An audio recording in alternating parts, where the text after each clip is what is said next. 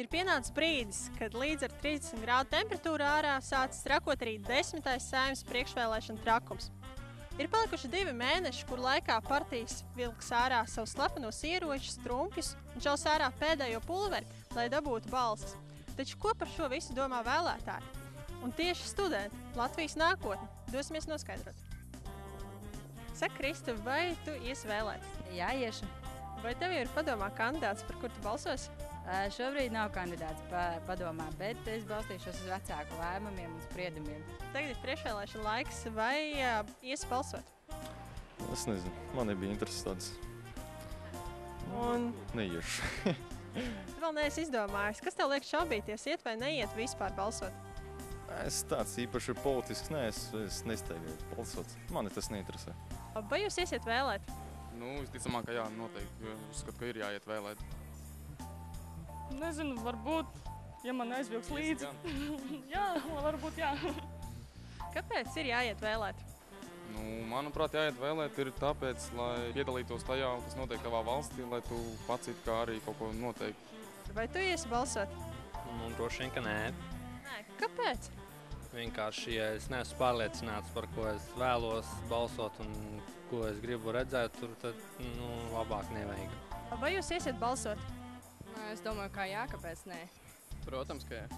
Kāpēc studentam vispār ir jāiet balsot? Tas taču ir mūsu atkarīgs, vai ko mēs izvēlējamies, tas arī būs. Es tā domāju, es nezinu. Es domāju, ka studentam jāiet balsot, jo ir ļoti atkarīgi no studentiem. Ja katrs domā, ka nav nekur jāiet un man nekas neatkarība, tad nekas nesanāks. Jāiet visiem balsot. Atšķirīgi cilvēki, atšķirīgi viedokļi. Atšķirīgs viedoklis ir arī Aināram. Mēs esam noķēruši Aināru un izrādās, ka viņš ir akcijas studenti dodies vēlēt līdzautors. Ainār, pastāsti, kā radās ideja? Tāda kustība Es iešu balsot radās tāpēc, ka es mācos politikas zinātni un es sapratu, ka kaut kas ir jādara, lai Latvijā 2. oktobrī mēs mainītu parlamentu. Un to mēs varam izdarīt visi kopā.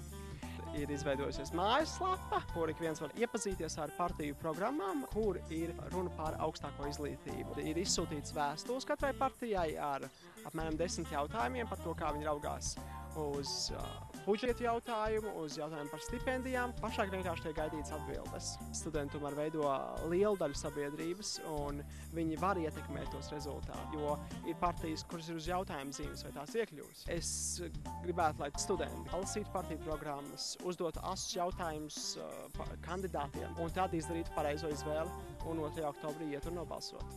Vienam Latvijas pilsonim, un arī tā skaitā studentiem, ir jādodas un jāietekmē tas, kuri cilvēki lems par mūsu nodokļiem, kuri cilvēki lems par to, kādas reformas būs augstākajā izglītībā, kuri cilvēki lems par to, kāda tiesneši tiks ievēlēti.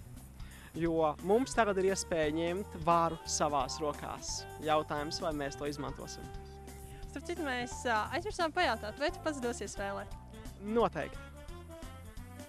Aināra idejai ir pievienojušies daudz sabiedrībā pazīstami cilvēki. Kas viņi ir, kā balsos, ko domā par vēlēšanām? Par to nākošreiz.